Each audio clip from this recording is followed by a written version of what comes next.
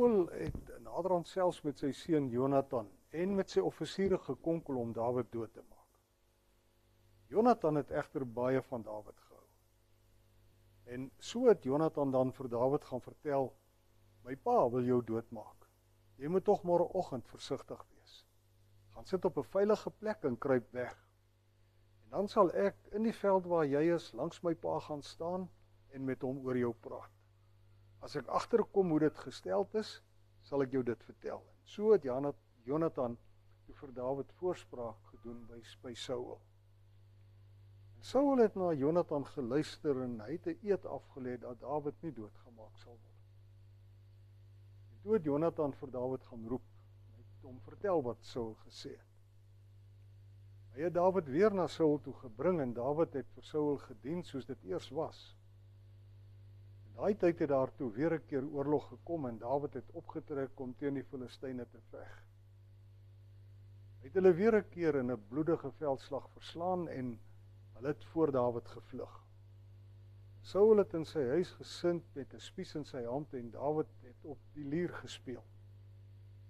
En toe 'n boosaardige gees wat deur die Here gestuur is oor Saul kom, het hy geprobeer om Dawid teen die muur vas te pen met die spies.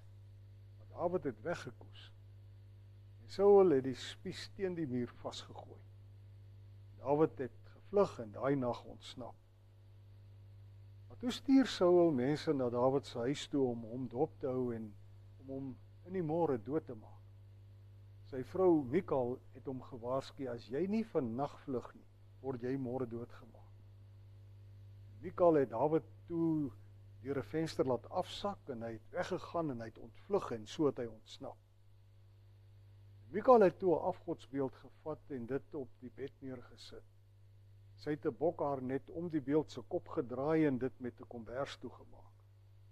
Toe Saul se mense daar kom om vir Dawid te vang, sê Mikal hy is siek. Daarna het Saul sy manne gestuur om na Dawid te gaan kyk en hulle beveel, bring hom na my toe met bed en al dat ek hom kan doodmaak. Die manne het toe ingekom en toe lê die afgodsbeeld op die bed met 'n bokhaar net aan die kop en end. Saul sê toe vir Mikal, waarom het jy my so bedrieg en my vyand vrygelaat om te ontsnap? Maar Mikal het vir Saul geantwoord, hy het vir my gesê, laat my gaan, anders maak ek jou dood. Intussen het Dawid gevlug en ontsnap en hy het by Samuel in Rama gekom en hom alles vertel wat Saul hom aangedoen het.